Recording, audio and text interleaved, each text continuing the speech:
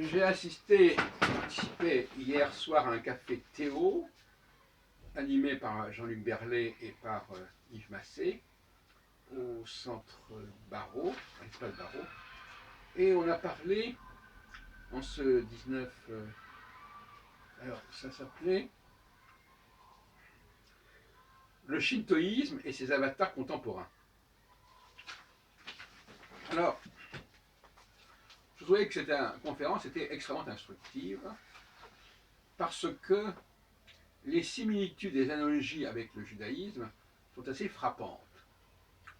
Et d'ailleurs, j'ai trouvé sur Google, en rentrant, un texte à ce sujet qui laissait entendre qu'éventuellement, il aurait pu y avoir une influence hébraïque ou juive sur le Japon.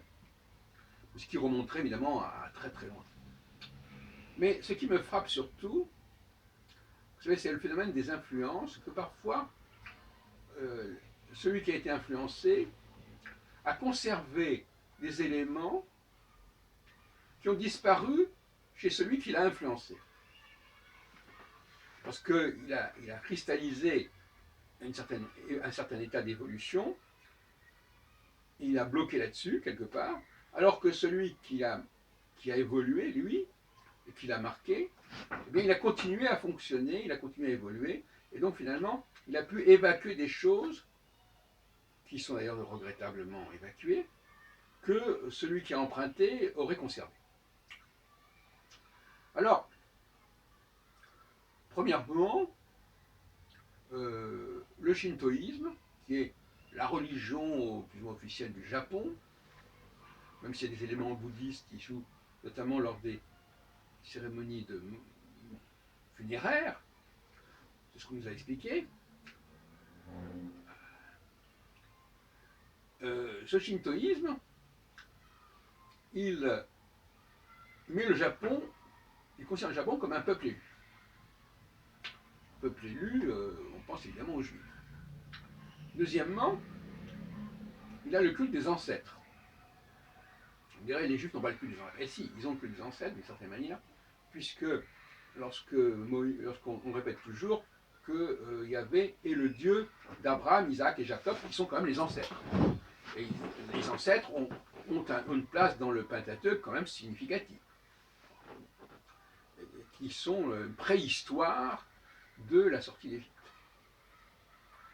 Moïse, quand il est mis en rapport avec Dieu, avec Yahvé, on lui dit que ce Yahvé se présente comme étant le Dieu des ancêtres de ce peuple en esclavage en Égypte. Et troisièmement, il y a l'importance que le judaïsme accorde aux esprits, aux kamines. Je crois que c'est le mot. Et ça, justement, c'est quelque chose qui a disparu en grande partie, qui est estompé dans le judaïsme. Et je crois que c'est une erreur. Parce qu'on ne peut pas comprendre même l'émergence de ce Yahvé sans le relier à ce monde des esprits. Le mot esprit, qui veut dire souffle, etc., on retrouve d'ailleurs dans la Trinité chrétienne le Saint-Esprit, le Rouah. Et donc,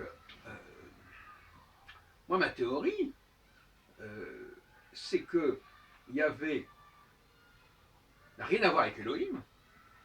Et les Elohim, ce sont des êtres vivants, ce sont des êtres matériels, incarnés,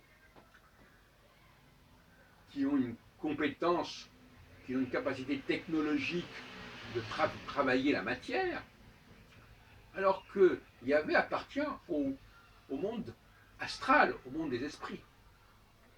Et contrairement à ce que j'ai pu écrire ou dire à certaines époques, Yahvé n'est pas affilié, le moins du monde, à Elohim.